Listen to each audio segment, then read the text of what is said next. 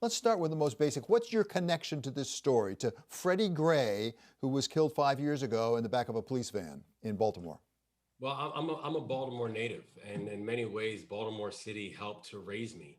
And one of the things that really struck me about Freddie's story was, I unfortunately have been to many funerals before my life, but his funeral was the first funeral that I'd ever been to when the person who was laying in the casket I never knew in life. And that haunted me because Freddie Gray's funeral was a big deal in Baltimore. But then the thing that really helped to trigger wanting to write this book and tell this story was not just the horror of his death, but in many ways the horror of his life. And that's what I wanted to what I wanted to uncover. And you say, I'll just read a bit from the prologue here. You say, we had come from similar places, you and Freddie Gray, but I had been so fortunate, so blessed. And you go on to talk about your mother and your grandparents and the breaks you got along the way. How does it happen that two people with similar sorts of situations can take such divergent paths? Well, I think that one of the things I wanted to be able to look at is when you look at the life of Freddie Gray, for so much of us, particularly for individuals, all of us, who feel like we're coming out from the margins, right? Where this wasn't always destined, that we could end up being there. There are a lot of factors that play into it, but one of the big factors that plays into it, unfortunately, is luck. It's had getting a break that someone else might not get, an opportunity that someone else might not get, and the idea that we would have or can have a society that is relying on luck as a prerequisite in order for people to be able to move from one position to another position is really hard. And you think about Freddie's life in particular. Freddie was born premature, underweight, addicted to heroin. His mother never made it to high school. She couldn't read or write. She has these twins, Freddie and his twin sister, Frederica. By the time they had gained enough weight to actually leave the hospital, they moved into a housing project in West Baltimore that had endemic levels of lead inside of the home. And so Freddie Gray is now underweight, addicted to heroin, lead poisoned. And by this time in his life, he's 2 years old. And so it gets back to this larger point of, did Freddie Gray even have a chance? Did he even have a shot? Or was that last interaction that he had where he died and was killed in police custody for the crime of making eye contact with police, which triggered probable cause? Was that a just one the last system to break in the life of Freddie Gray? Well, see, that's what I found. One of the things I found very powerful in this book is obviously what happened with the police was inexcusable. Police officers were indicted, although I don't think they were convicted. But it was inexcusable what happened to him in that police van. But the problem with Freddie Gray started way past that. And when you talk about systems, we talk about systemic racism, systemic inequality. It's a series of systems. There's a lot of systems here that put Freddie Gray in the wrong place, and for that matter, put police in the wrong place at the same time. That's exactly right. I mean, when you look at the life of Freddie Gray, every system failed him. The education system, when the last day of attendance that he had recorded in Baltimore City Public Schools was in 10th grade when he was 19 years old. He had been in special education developmental coursework his entire academic career because of the lead poisoning. The CDC indicates that 5 microbes of lead in every deciliter of blood is enough to give a person cognitive damage for the rest of their life. Freddie Gray had 36. And so this was a young man who, from the earliest ages, from being a toddler, was going to be cognitively damaged for the rest of his life because of something he had absolutely zero to do with. And now was that the fact that the home that he was living in and the water that he was drinking was making him sick. And so when you're looking at all these various systems that then were in place and just were not in place in the life of Freddie Gray, it forces all of us to understand that this is not just going to be about policing. Reforming the police department is necessary and it is imperative. However, we also have to understand that the amount of systems and the amount of touches that Freddie Gray had in broken systems throughout led to the idea that that last interaction with the broken system, with that one broken system, was just kind of a continuation of a lot of the larger life challenges that he was facing. And I want to take us through some of the concrete steps, because you have concrete steps in your book that should be taken. But before that, This is a story about Freddie Gray, but it's also the story about 8 other individuals. It's a really interesting, compelling way to tell this story, sort of Rashomon from different people's points of view at the time over those critical 5 days where really Baltimore was on fire. Give us a sense of some of those characters that you identify. I tell you, David, it was one of the things that I absolutely loved about the story because if Baltimore is one thing, it's full of characters. And I was hearing it from every single strata of our society about what people thought about what happened and what were the lessons learned.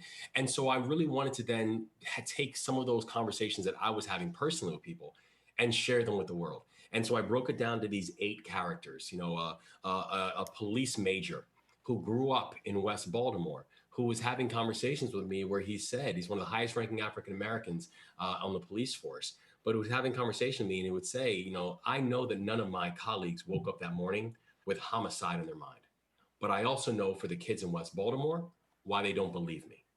A woman who lost her brother to police violence just 18 months earlier in Baltimore City, and who was loving the fact that Baltimore was rising up and Baltimore was marching and doing something about this, but also is feeling a real sense of frustration because she's basically saying to herself, but where was this when my brother was killed by police? And no one had anything to say. A basketball star turned protester, the son of the owner of the Baltimore Orioles, who's the head of baseball operations. So when the Baltimore Orioles played the Chicago White Sox, and for the first time in baseball history, they played a game and the official attendance was 0 because the city was in a state of emergency. He was one of the final people to make the call and say, I want to play the game even if there's no fans in there because I want the world to see this.